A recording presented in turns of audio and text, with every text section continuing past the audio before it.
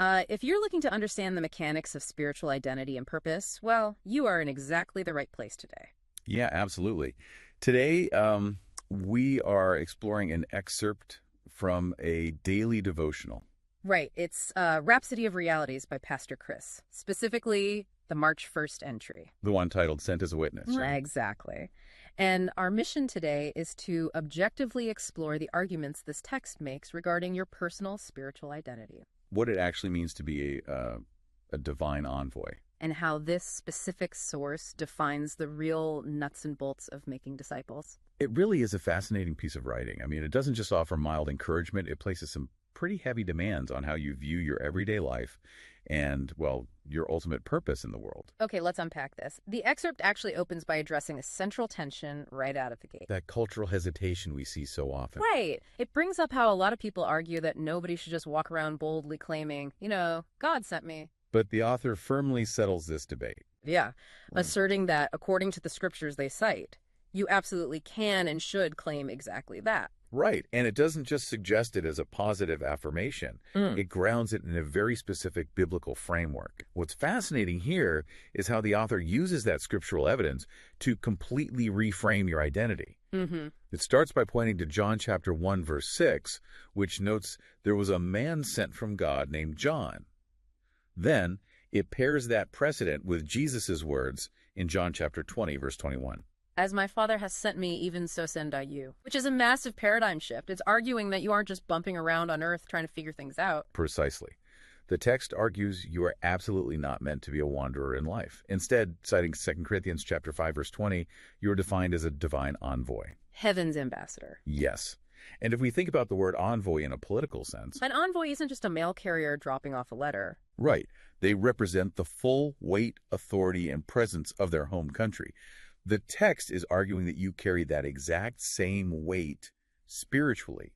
It's an incredibly empowering psychological shift for the reader. I love that analogy of the political envoy. Yeah. I noticed the author builds on that weight by making a huge deal out of Matthew chapter 5, verse 14, talking about being the light of the world. But it makes a very specific distinction here. It argues you aren't just a light bearer. What is the practical difference between holding a light and actually being the light, according to this text? It is the difference between a job and an identity. If you are just carrying a torch for someone else, you can set it down. You can walk away. But the author argues that you are the light itself. You were born with the intrinsic purpose to illuminate the path of Christ's salvation for others. It's not a hat you take off at the end of the day. It is who you fundamentally are. It's woven into your nature. If we connect this to the bigger picture, the text shifts from exploring that internal identity to outlining highly actionable steps. It makes a crucial distinction about what witnessing actually entails in the real world. Right, because usually when people hear witnessing, they think of just telling someone about their faith. Maybe getting them to believe and then moving on. Exactly. But the author argues that the original instruction wasn't merely to lead people to a baseline belief. It was specifically to make disciples.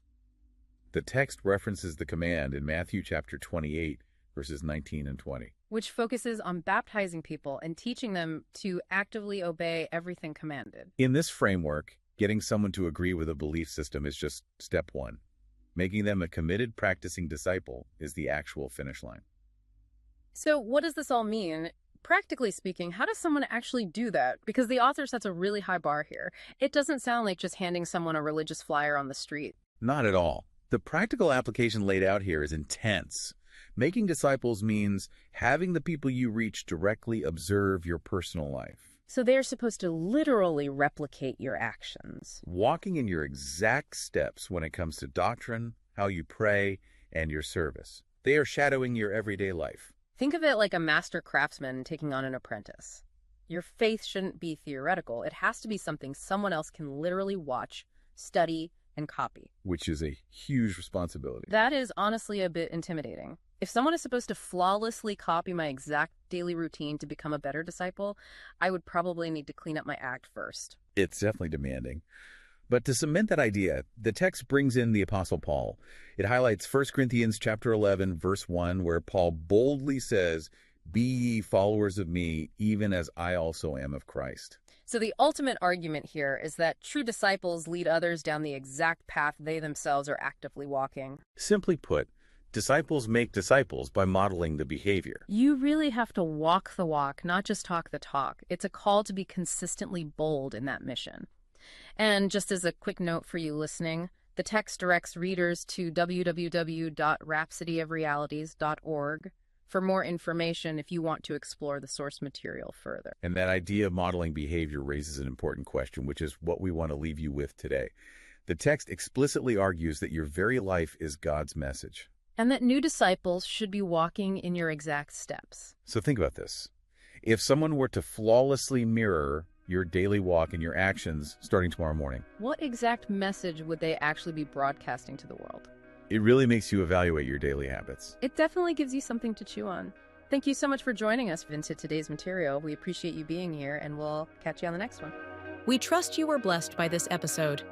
To gain unlimited access to Rhapsody of Realities by Pastor Chris, please download the Rhapsody app using the link myapp.rhapsodyofrealities.org. God bless you.